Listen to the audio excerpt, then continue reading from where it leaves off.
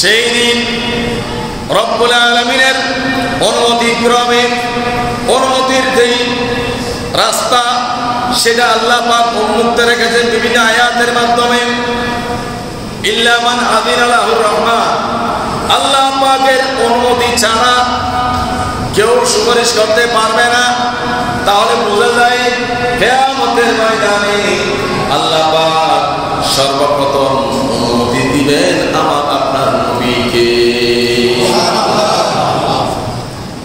সেই সুবাদে রাসূল করিম রউফুর রহিম সাল্লাল্লাহু আলাইহি ওয়াসাল্লামের আগে আদম আলাইহিস সালাম থেকে শুরু করে ঈসা রূহুল্লাহ পর্যন্ত সমস্ত আম্বিয়া কিরামদের দ্বারে আমরা সবাই দৌড়ব, আমরা সবাই দৌড়ব।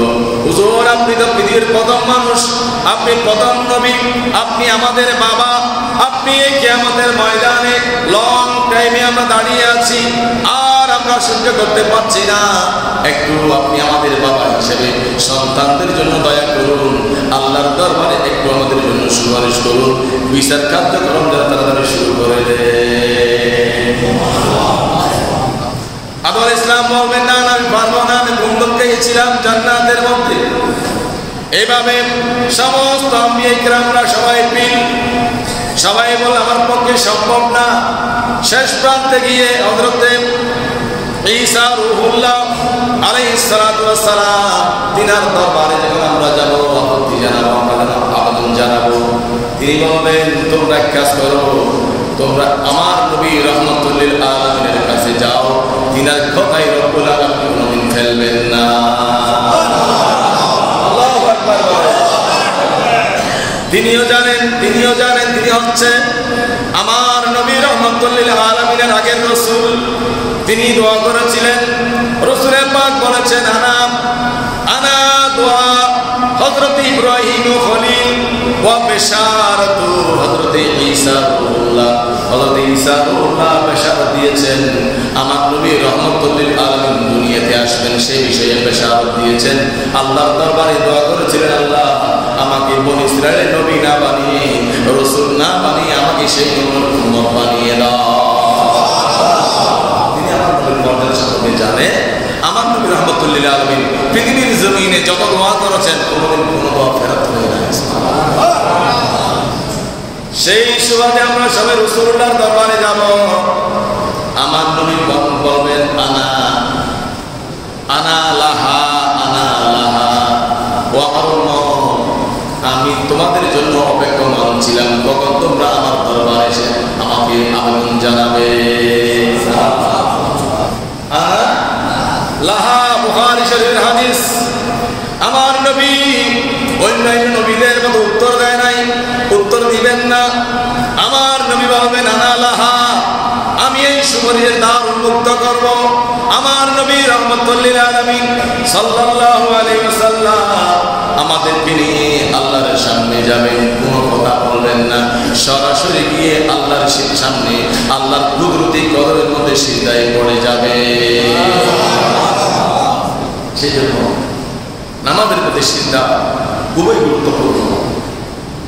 আমরা তো নামাজ পড়ি না, নামাজের ওয়াজ মাঠে ময়দানে মসজিদের মিম্বারে দাঁড়িয়ে দাঁড়িয়ে উলামায়ে কিরামরা করেন, নামাজের যত ওয়াজ করেন এত আমরা বিসিও গাই নাই, এত নামাজের ওয়াজ করা হয়, কিন্তু আমাদের কানের মধ্যে ঢুকে না, আমাদের কানে ঢুকে না, কর্ণপান করি না। আল্লাহ পাক জাল্লা শাআনহু কুরআন কারীমের মধ্যে শুধু নামাজের বিষয়ে বলেছেন ৯২ থেকে ৮২ বার, শুধু নামাজের কথাই বলেছেন। আল্লাহ পাক একবার করলে সেটা ফরজ। রব্বুল আলামিন একবারের চাইতেও আরো বেশি বলেছেন। তার মানে কি? নামাজ এবং যাকাত এই দুইটার কথা আল্লাহ পাক ৮২ থেকে ৯২ বার বলেছেন। কারণটা কি? কারণ হচ্ছে নামাজ এবং যাকাত এই দুটির প্রতি আল্লাহ পাক গুরুত্ব দিয়েছেন, এই দুটির গুরুত্ব রব্বুল আলামিনের কাছে বেশি। নামাজের মাধ্যমে আপনি উপকৃত হবেন, আপনার আমল পরিষ্কার হবে, জান্নাতে যাওয়ার সুগম পথ সুগম হবে এবং যাকাতের মাধ্যমে দরিদ্র মানুষ সচ্ছলতার সহিত চলতে পারবে। সেই জন্য রব্বুল আলামিন নামাজ এবং যাকাতের ব্যাপারে কোরআনে পাকের মধ্যে 82 থেকে 93 বার বলেছে। আমাদের কাছে যাকাত দেওয়া যেন মনে হয় অপরাধ, এটা একটা আমার উপরে জোর করা হয়েছে। হাদিসে পাকের মধ্যে আমার নবী বলেন, আমার উম্মতের কাছে এমন একটা সময় আসবে যখন আমার উম্মতরা সুদকে গনিমত মনে করবে আর যাকাতকে জরিমানা মনে করবে। এমন একটা সময় আমার উম্মতের মধ্যে আসবে, সেই সময় বর্তমানে চলমান রয়েছে।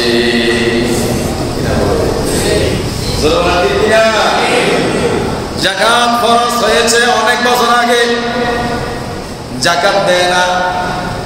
10 লক্ষ টাকা যাকাত আসছে, এত লক্ষ টাকা আমি যাকাত দিতে গেলে আমার সম্পদ কমে যাবে, আছে না নাই? আরে ভাই, আমার নবী রাহমাতুল লিল আলামিন সাল্লাল্লাহু আলাইহি ওয়াসাল্লাম ইরশাদ করেছেন, যেই ব্যক্তি যাকাতকে জরিমানা মনে করে, যাকাত দেয় নাই, সেই মারা যাওয়ার পরে এক শাস্তি কবরে চলবে, আরেক শাস্তি কিয়ামতের ময়দানে আল্লাহ পাকের সামনে তার সম্পদগুলোকে আল্লাহ পাক অনুমতি দিবেন, নির্দেশ দিবেন, ও সম্পদ অমুকের সম্পদ, তুমি সর্প হয়ে তার গলার সাথে পেশিয়ে যাও। যখন তার সম্পদ সামনে একেবারে ক্লিয়ারলি সে দেখতে পাবে, তার সম্পদগুলো সর্প হয়ে যাবে, সর্প হয়ে তার গলার সাথে পেঁচিয়ে যাবে আর তাকে দংশন করতে থাকবে। ওই যাকাত না দেওয়া ব্যক্তি বলবে, ও সাপ, তুমি তো আমার সম্পদ, তোমাকে কত যত্ন করে আমি লালন পালন করেছি, ব্যাংক ব্যালেন্স করেছি, বিল্ডিং বানিয়েছি, 10 তলা বিল্ডিং এর মালিক হয়েছি, 20 তলা বিল্ডিং এর মালিক হয়েছি, ব্যাংক ব্যালেন্সের মালিক হয়েছি, গাড়ির মালিক হয়েছি, বাড়ির মালিক হয়েছি, নারীর মালিক হয়েছি, সবকিছু তুমি আমার আপন, তোমাকে কত মহব্বত করতাম আমি। তখন ওই সর্ব উত্তর দিবে, ও আমার মালিক, শোনো শোনো, তুমি সঠিক মাত্রায় সঠিক জায়গার মধ্যে যাকাত না দেওয়ার কারণে রব্বুল আলামিন নারাজ হয়েছে, আমাকে অনুমতি দিয়েছেন, নির্দেশ দিয়েছেন, তুমি সর্ব হয়ে তোমার মালিককে তুমি দংশন করতে থাকো। সেজন্য যাকাত যেন আমাদের থেকে বাদ না যায়। সম্পদ হিসাব করবেন, শুধু রমজানের জন্য না, আমাদের রমজানের জন্য বসে থাকবেন, শুধু রমজানের জন্য না, আপনি রমজানের আগেও যাকাত দিতে পারবেন। যখন আপনার যাকাত খরচ হয়েছে তখন আপনি যাকাত দিবেন। আপনার টাকা পয়সা ইনকাম যত আছে, যত টাকা পয়সা আছে, এগুলো হিসাব করবেন, এই সম্পদগুলো 1 বছর হয়েছে কিনা হিসাব করে দেখি। যদি আপনার এই সম্পদের হিসাব অনুযায়ী আপনার যাকাত আসে, আপনি কাল বিলম্ব না করে সঙ্গে সঙ্গে যাকাতগুলো দিয়ে দিবেন। রব্বুল আলামিন জাল্লা শানুহু কিয়ামতের ময়দানে আরো কিয়ামতের ময়দান সম্পর্কে বলেছেন, যালিকাল ইয়াউমুল হক, যেই দিনকে তোমরা অস্বীকার করেছো, মহাপ্রলয়, কিয়ামতের দিন সম্পর্কে তোমাদেরকে বলা হয়েছে, তোমরা উত্তর দিয়েছো কিয়ামত বলতে কিছু নাই, আছে না নাই? নাস্তিক আছে না নাই?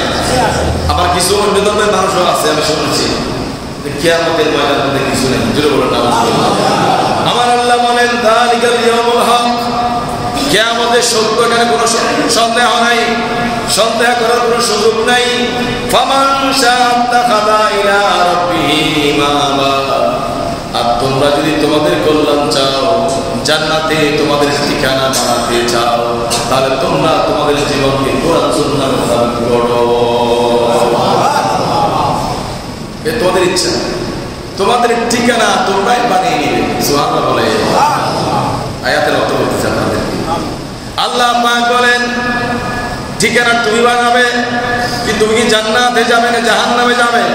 তুমি তৈরি করো দুনিয়ায় থাকতে, দুনিয়ায় থাকতে তুমি ঠিকানা তৈরি করো, কোথায় জায়গা কি জান্নাতে যাবে নাকি জাহান্নামে যাবে, সেই বিষয়ে তুমি সজাগ দৃষ্টি রাখে ইবাদত বন্দেগীর মাধ্যমে তুমি চাইলে জান্নাতবাসী হতে পারো, জান্নাতের মধ্যে তোমার ঠিকানা বানাতে পারো। আর জীবনকে একেবারে ভিন্ন ছিন্ন করে এদিক সেদিক কাটিয়ে তুমি চাইলে জাহান্নামের মধ্যে তুমি ঠিকানা বানাতে পারো। তোমার খুশি, সুবহানাল্লাহ বলে তোমার খুশি। আমি তোমাদেরকে বলেছিলাম এই পথে গেলে জান্নাত আর এই পথে গেলে জাহান্নাম। তোমরা জান্নাতের পথকে বোঝা মনে করছো, জান্নাত অনেক দূরে, জীবন যাপন করব, এরপরে মরব, মরার পরে কবর, এরপরে কিয়ামত, এরপরে জান্নাত জাহান্নাম, অনেক দেরি আছে। নাউজুবিল্লাহ বলে অনেক দেরি, যেটা বলছে যে অনেক দেরি বলতে যে সময়টুকু লেগেছে এই সময়টুকু আপনি না বাঁচতে পারেন, অনেক দেরি আছে।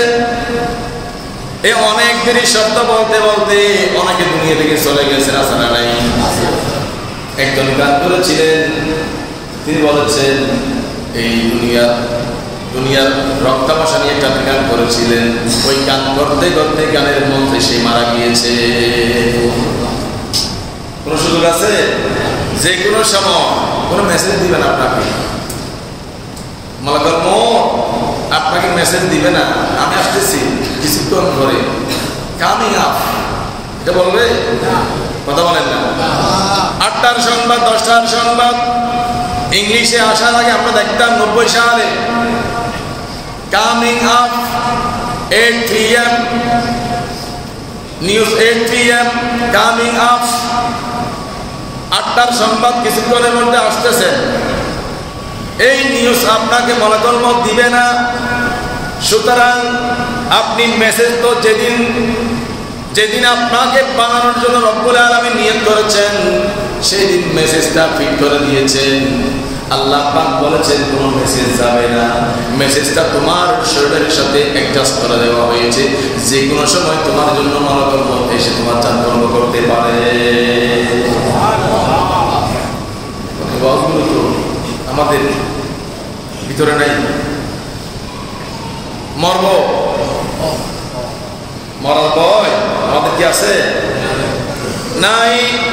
আল্লাহ পাক বলেন ইন্না আযারনাকুম আযাবান করিবা, কিয়ামতের ময়দানে তোমাদের সামনে তোমরা তোমাদের শাস্তি দেখতে পাবে।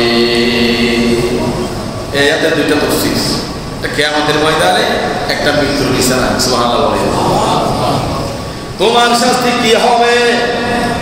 তুমি কত অপরাধ করেছো, জীবনের ডায়েরি তোমার হাতে দেওয়া হবে। অনেককে ডায়েরি দেওয়ার আগে জানতে পারবে মৃত্যুর বিছানায়, আবার জীবনের ডায়েরি কিয়ামতের ময়দানে সকলের সামনে আপনাকে দেওয়া হবে।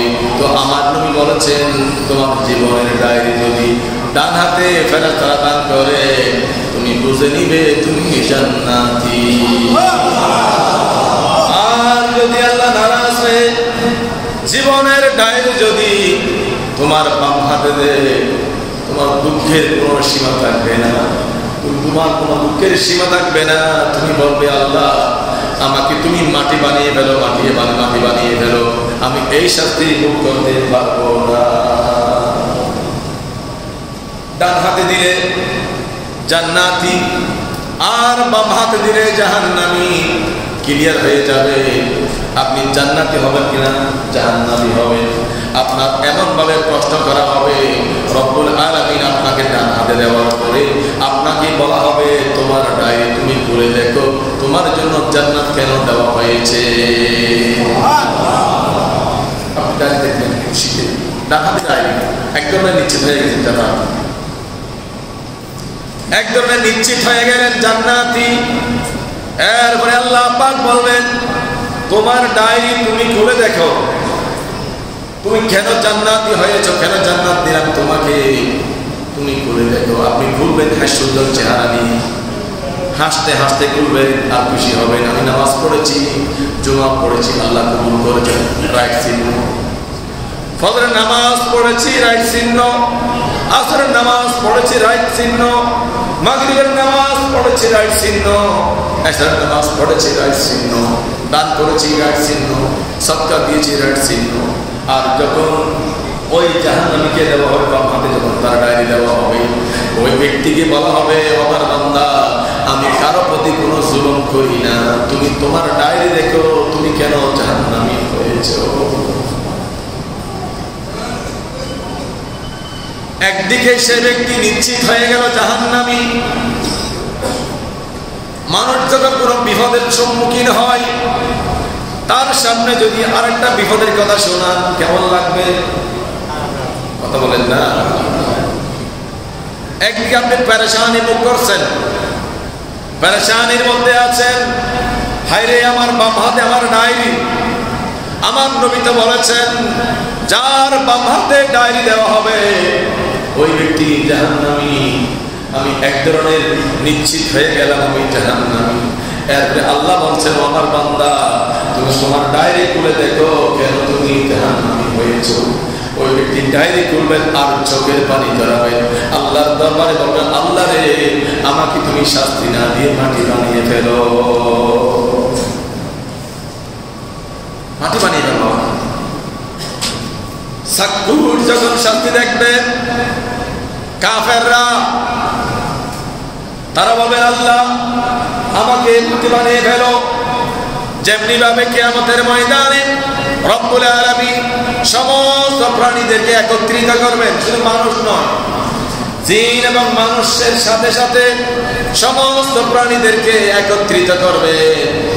আল্লাহ পাক বিচার করবেন, সিংওয়ালা, এটা হাদিসের পাক, সিংওয়ালা যে ছাগল সিং সারা ছাগলকে মেরেছিল, আল্লাহ পাক বলবে, ও সিংওয়ালা ছাগল তোমার সিং ছিল, ক্ষমতা ছিল, মেরে ছিদ্র করার ক্ষমতা ছিল, সিং ছিল সেই জন্য, আর ওই ছাগলের সিং ছিল না, তুমি তাকে মেরেছ।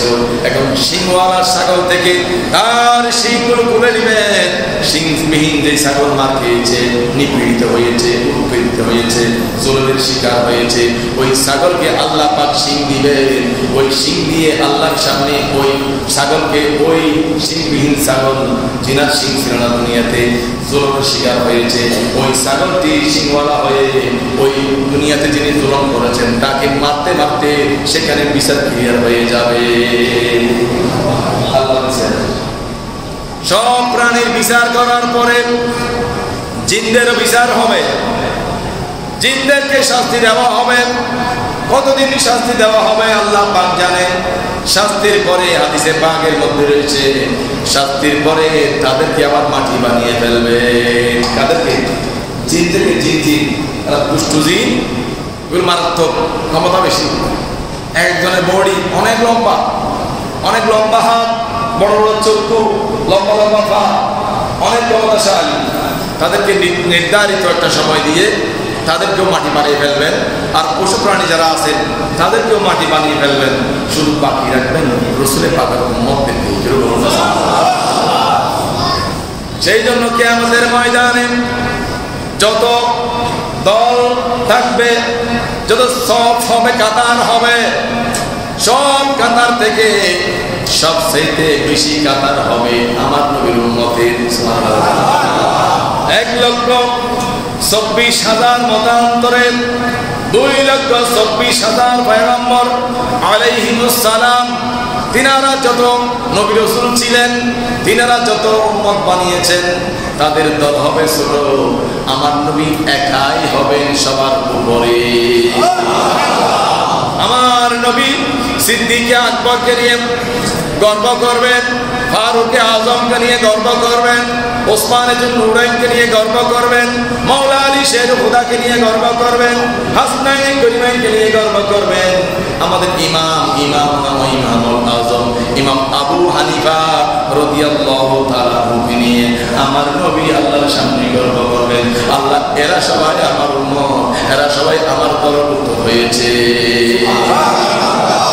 কি খেদমত তিনারা করেছেন, তিনাদের খেদমত গুলোর কারণে আল্লাহ পাক এত বেশি খুশি হবেন, বলবেন ইয়া রাসূলুল্লাহ আপনি আপনার দল বল নিয়ে জান্নাতে চলে যান। আল্লাহ পাক আমাদেরকে সেই নবীর উম্মত বানিয়েছে। আলহামদুলিল্লাহ, জোর বলেন না আলহামদুলিল্লাহ। আমরা নামাজের মধ্যে দরুদ শরীফ পড়ি, অনেকে নাম দিয়েছেন দরুদ ইব্রাহিমি। কোরআন এবং সুন্নাহর মধ্যে কোথাও নেই দরুদ ইব্রাহিমি, কিন্তু আমরা নাম দিয়েছি, অনেকে নাম দিয়েছেন দরুদ ইব্রাহিমি। আল্লাহুম্মা সাল্লি আলা মুহাম্মদ ওয়া আলা আলি মুহাম্মদ। তোমার হলো, আমার নবীর নাম তোমার হলো। আল্লাহুম্মা সাল্লি আলা মুহাম্মদ ওয়া আলা আলি মুহাম্মদ কামা সাল্লাইতা আলা ইব্রাহিম ওয়া আলা আলি ইব্রাহিম। প্রথম দরুদ শরীফের মধ্যে দুইবার আমার নবীর নাম, দুইবার হচ্ছে ইব্রাহিম খলিলুল্লাহর নাম।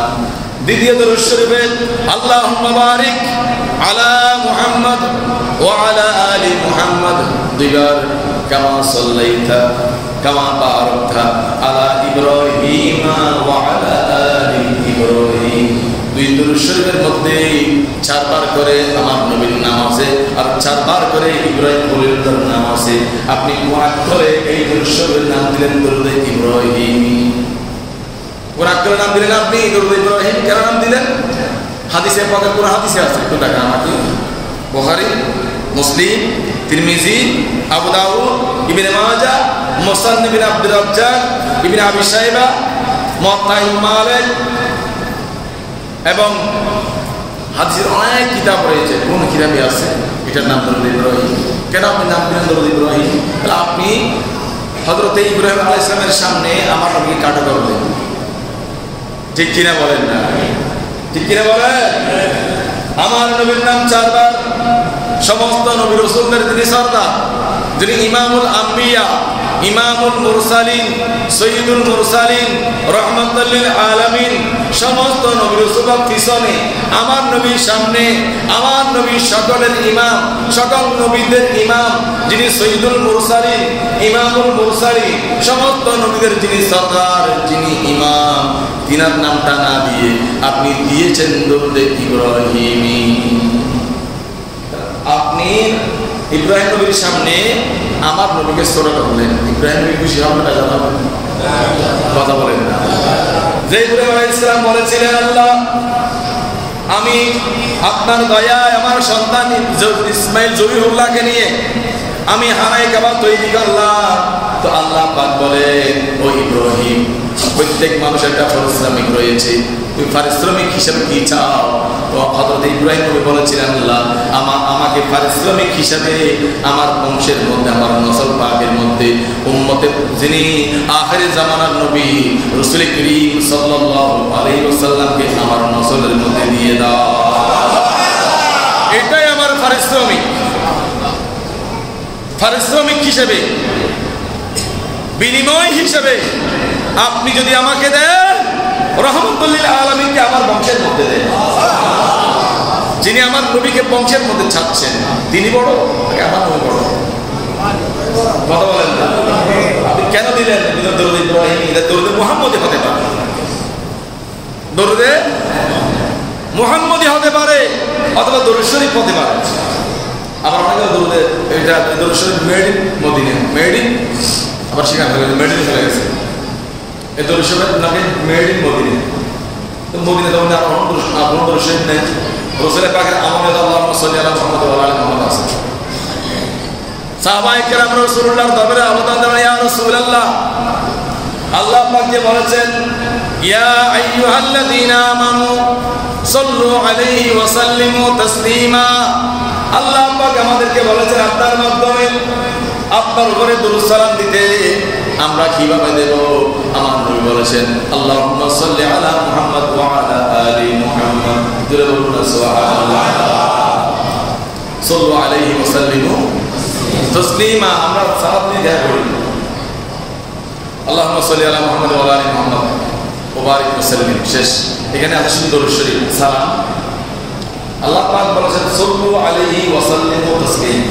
দরুদ এবং সালাম পাঠ করুন, সুবহানাল্লাহ বলে। সেই জন্য আমরা যে সালাতুন ইয়া রাসূলুল্লাহ আলাইহিম বলি, এই দরুদ শরীফের মধ্যে থেকে এত মকবুল একটা দরুদ শরীফ, যে দরুদ শরীফের মধ্যে দরুদও আছে, সালামও আছে, সুবহানাল্লাহ বলে। আল্লাহ পাকের পুরো নির্দেশ আমরা পালন করতেছি, সাল্লু আলাইহি ওয়া সাল্লিমু তাসলিমা। সেজন্য আমরা দরুদ শরীফ পড়ার পরে সালাতুন ইয়া রাসূলুল্লাহ আলাইকুম, সালামুন ইয়া হাবিবাল্লাহ আলাইকুম। আল্লাহ পাক যখন আমার নবীর উপর দরুদ শরীফ পড়েন, দরুদ দেন, সালাম দেন, আল্লাহুম্মা সাল্লি আলা মুহাম্মদ বলে দরুদ শরীফ দেন। এরপরে ইন্নাল্লাহা ইয়াকরাউকা সালাম, জিবরাইল আমিন যতবার আমার নবীর দরবারে এসেছেন ঠিক ততবার আল্লাহ পাক জিবরাইলের মাধ্যমে আমার নবীকে সালাম করেছেন। সেজন্য এই সালাতুন ইয়া রাসূলুল্লাহ আলাইকুম, ইয়া রাসূলুল্লাহ আপনার দরুদ শরীফ, সালামুন ইয়া হাবিবাল্লাহ আলাইকুম, হে আল্লাহর হাবিব আপনার উপরে সালাম। রব্বুল আলামিন আজকে জাহাঙ্গীর বয়ান হয়েছে তদ মোতাবেক আমাদেরকে সকলকে আমল করার তৌফিক দান করুন। রব্বুল আলামিন কুরআনুল কারীমের সূরা আন-নাবা 30 নম্বর পারা শুরু, এই সূরার মধ্যে রব্বুল আলামিন ইরশাদ করেছেন বিসমিল্লাহির রহমানির রহিম ইয়াওমা ইয়াকুমুর রূহু ওয়াল মালাইকাতু সাফফান লা ইয়াতাকাল্লামুনা ইল্লা মান আযিনাল্লাহুর রহমান ওয়া ক্বালা সাওয়াবা। আল্লাহ পাক বলেন পৃথিবীর জমিন থেকে যাওয়ার পরে কবর থেকে আবার হাসর, সেই হাসরের ময়দানে, কিয়ামতের ময়দানে রব্বুল আলামিন সাইয়্যিদুল মালায়েকা যিনার নাম হযরত সাইয়্যিদুনা জিবরাইল আলাইহিস সালাতু ওয়াস সালাম, তিনাকে নির্দেশ দিবেন ফেরেশতার দল নিয়ে সারিবদ্ধভাবে কিয়ামতের ময়দানে সবাই দাঁড়িয়ে যাবেন। জোরে বলুন সুবহানাল্লাহ। তাফসীরের মধ্যে রয়েছে অনেকজন ইমানদার বান্দা যখন পৃথিবীর জমিন থেকে যাওয়ার সময় বেরিয়ে আসবে, আল্লাহ পাকের নির্দেশ হবে ও জিবরাইল যাও রহমতের ফেরেশতার দল নিয়ে আমার ওই বান্দার কাছে যাও, আমার বান্দার রূপ ধ্বংস করা হবে, তখন আমার বান্দা যেন বিচলিত না হয়, ভয় না করে, সে যেন একেবারে বীর পুরুষের মতো আমার ডাকে সাড়া দেয়। তুমি সারিবদ্ধভাবে রহমতের ফেরেশতার দল নিয়ে তার সামনে সরে যাও। ফেরেশতার দল যখন মৃত পথযাত্রী ব্যক্তি দেখবেন আনন্দে আত্মহারা হয়ে যাবে। অমর তাফসীরের মধ্যে রয়েছে রব্বুল আলামিন যখন কোন মানুষকে মৃত্যুর চিন্তা তার মাথায় প্রবেশ করিয়ে দিবেন, ঢুকিয়ে দিবেন, তখন ওই বান্দার পক্ষে রব্বুল আলামিন ফেরেশতাদেরকে বলবেন জান্নাতের 8খানা দরজা উন্মুক্ত করে দাও।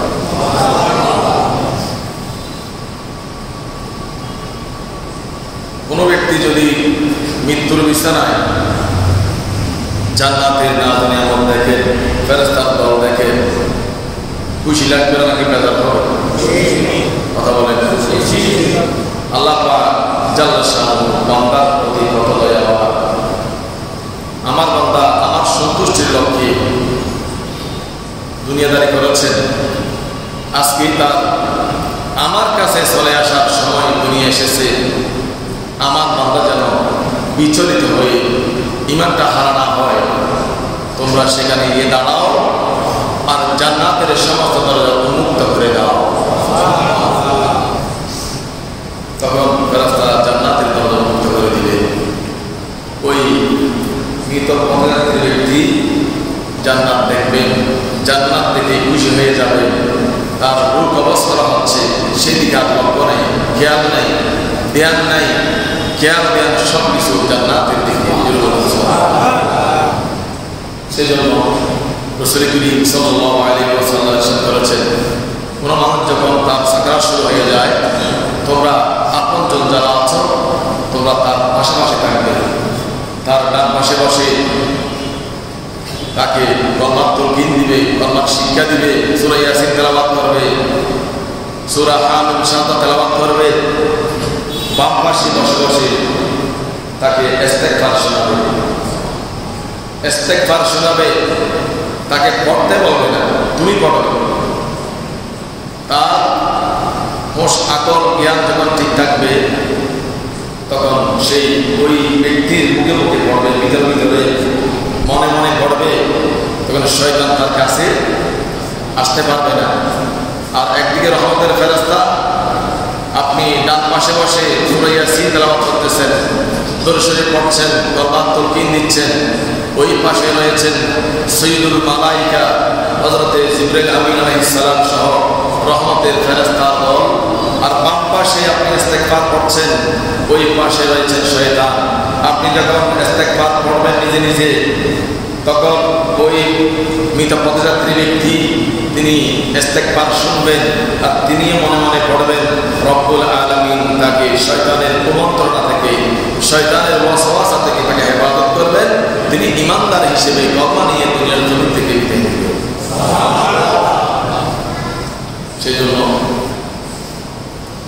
কোনো মানুষ রোগে আক্রান্ত হয়ে গেলে তার কাছে গিয়ে রাসূল পাক বলেছেন, তার কাছে গিয়ে তোমার জন্য গুনাহ মাফ চাই, সুবহানাল্লাহ বলে।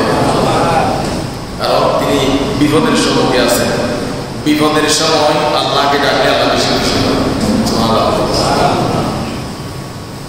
যখন আপনি ওই রোগাক্রান্ত ব্যক্তি তার কাছে গিয়ে বলবেন, ও আমার ভাই, তুমি আমাকে মাফ করে দিও, আমি তোমাকে মাফ করে দিলাম, তুমি আমার জন্য একটা দোয়া করি, আল্লাহর দরবারে একটু আমার জন্য দোয়া করো। আল্লাহ পাক জাল্লা শাআনহু কোনো প্রকারের পার্টিশন ছাড়া, ফরদা ছাড়া রব্বুল আলামিন ওই নবীর দোয়া আপনার পক্ষে কবুল করে। আমরা তো ভিতরে ভিতরে হিংসার আগুনে জ্বলে যায়, তার সাথে আমার আসামিক দ্বন্দ্ব, তার সাথে আমার পারিবারিক দ্বন্দ্ব, তার সাথে আমার সম্পদের দ্বন্দ্ব, এইভাবে বিভিন্ন প্রকারের হিংসার বশবর্তী হয়ে আমরা আর রোগী দেখতে যাই। আসা না নাই? আপনিও তো সেই রোগে আক্রান্ত হতে পারেন, ঠিক কিনা বলেন? সেই জন্য ঈমানদার বলা হয় তাকে যাহা কিছু হয়েছে সব ডিলেট। আবার নতুন করে চিন্তা করবেন, এখন আমরা কোনদিন কি কথা বলেছি এটা মনে রেখে দিলে আমাদের কি কথা বলেছি, আপনি কত অপরাধ করেছেন আল্লাহ পাকে, কত অপরাধ আপনি করেছেন, আপনি আর বালক হওয়া থেকে শুরু করে কত গুনাহ আমরা করেছি। তো আল্লাহ যদি আমাদেরকে একটা গুনার জন্য ধরে, শুধুমাত্র একটা গুনাহে কবিরা নয়, সগীরা ছোট গুনার জন্য ধরে, আমরা কি আল্লাহর দর থেকে বাঁচতে পারবো? কথা বলেন, বাঁচতে পারবো? সেই জন্য রব্বুল আলামিন যেন আপনার প্রতিও দয়া পরবশ হয়, রহমতের দরজা উন্মুক্ত করে দেন, আপনি তাকে মাফ করে দিবেন। ফিরে বলুন বান্দা যখন বান্দাকে মাফ করে দেয়, আল্লাহ তাকে মাফ করে দেন। আমার বান্দা তো ছোট, এই ছোট বান্দার অন্তরে কত মহব্বত, এত গালাগালি করেছেন, এত অপরাধ করেছেন, তারপরও মাফ করে দিয়েছে। আমি আল্লাহ পাক দয়া মেহেরবানি, আমি দুইজনকে মাফ করে দিই। এই জ্ঞান আমাদের মধ্যে নেই, আমরা সেই জগৎ থেকে অনেক দূরে। আপনি যদি পরীক্ষায় 32 পান, 33-এ পাস, যদি 32 পান, যিনি খাতা কাটবেন তিনি চিন্তা করবেন এই ছাত্রটি লেখার চেষ্টা করেছেন, নম্বর একটা কম পেয়েছেন, সে দয়া করে একটি নম্বর, যদি মানবিক হয়, যদি মানবিক হয়, মানবতার ফেরিওয়ালা হয়, মানবতার ফেরিওয়ালা এবারে আসারা নাই, মানবতার ফেরিওয়ালা নাম দিয়ে অনেক কিছু করেছে, আসারা নাই। আপনি যদি মানবিক হন, টিচার যদি মানবিক হয়, তিনি বলবেন তিনি তো 32 পেয়েছেন, আমি একটা নম্বর যদি বাড়িয়ে দিই অসুবিধা কোথায়, এই ছেলেটি মেয়েটি পাস করে দেশের নাম দামি কিছু হতে পারবে, আমার জন্য দোয়া করবে। আল্লাহ পাক আমাকে দেখতেছেন, আমি তার প্রতি দয়াশীল হয়েছি, তো আল্লাহ পাক আমার প্রতি দয়াশীল হবে, এই বলে তিনি একটি নম্বর বাড়িয়ে দিয়ে 33 দিয়ে তাকে পাস করে দিয়েছেন। আর যদি ওই ছাত্রছাত্রী মাত্র 20 পেয়েছেন, 15 পেয়েছেন, এতগুলো নম্বর দিয়ে কি পাস করে দিলে সুযোগ আছে? আল্লাহ পাক আল্লাহ শাহর যে মানবিকতা আল্লাহ পাক আমাদেরকে শিক্ষা দিয়েছে, রাসূল পাক শিক্ষা দিয়েছে, সেই মানবিকতার আমরা যদি অন্তত 90% কাছেও যদি না যায় তাহলে আমরা পাস করার সম্ভাবনা আছে। এই জন্য আমরা প্রতিনিয়ত পরীক্ষার মধ্যে ফেল করতেছি, ঠিক কিনা বলেন? তো আল্লাহ পাক বলেন ইয়াউমা ইয়াকুমুর রূহ ওয়াল মালাইকাতু সাফফা লা ইয়াতাকাল্লামুনা ইল্লা মান আযিনা লাহুর রাহমান ওয়া ক্বালা সাওয়াবা। কিয়ামতের ময়দানে হযরত সাইয়্যিদনা জিবরাইল আলাইহিস সালাম তিনার দল নিয়ে, ফেরেশতার দল নিয়ে সারিবদ্ধভাবে দাঁড়িয়ে যাবে ঈমানদারদের জন্য। জোরে বলুন সুবহানাল্লাহ।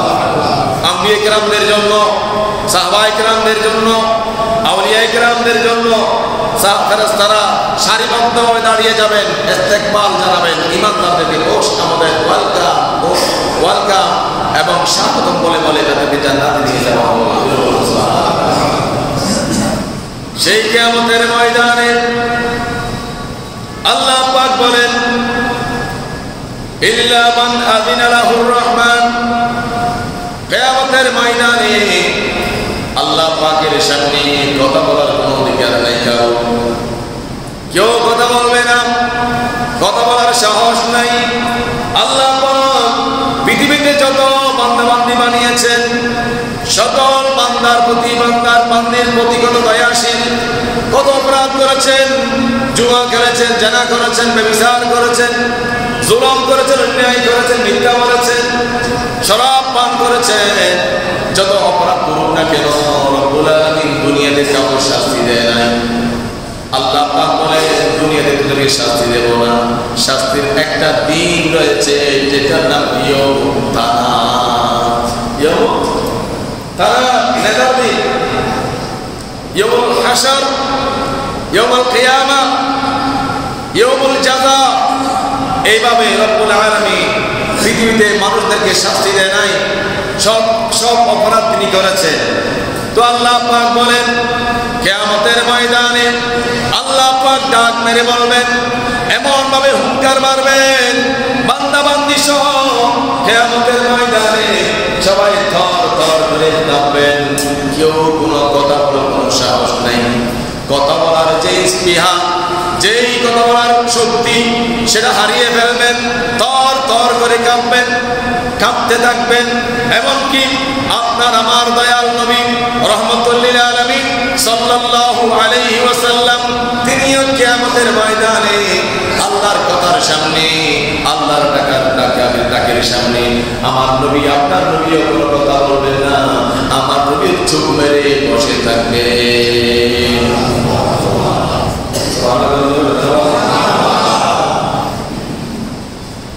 কেউ কথা বলবে না, সেই কথা আল্লাহ পাক বলেছেন ইল্লা মান আযিনা লাহুর রহমান। রহমানের ডাকের সামনে, রহমানের হুঙ্কারের সামনে, রহমানের ডাকের সামনে, গর্জনের সামনে কেউ কোনো কথা বলবে না। ইল্লা মান আযিনা লাহুর রহমান ওয়া ক্বালা সাওয়াবা। আল্লাহ পাক বলেন আমার অনুমতি পাওয়ার পরে, আমার অনুমতি পাওয়ার পরে কেউ কথা বলতে পারবেন, অর্থাৎ সুপারিশের দ্বার উন্মুক্ত করে দিয়েছেন। সুবহানাল্লাহ বলে আল্লাহর অনুমতি নিয়ে আল্লাহর হুঙ্কার সাধবেন। আল্লাহ পাক বলবেন লিমানিল মুলকুল ইয়াউম, আজকের দিনের মালিককে, আজকের দিনের মালিককে। এইভাবে আল্লাহ পাক হুঙ্কার করতে থাকবেন, সবাই থর থর করে কাঁপবে। আল্লাহ এই রাত কেউ ঠান্ডা করতে পারবে না, কেউ ঠান্ডা করার কোনো সাহস পাবে না। আল্লাহ পাক যখন বলবেন লিমানিল মুলকুল ইয়াউম, আল্লাহ পাক আবার উত্তর দিবেন।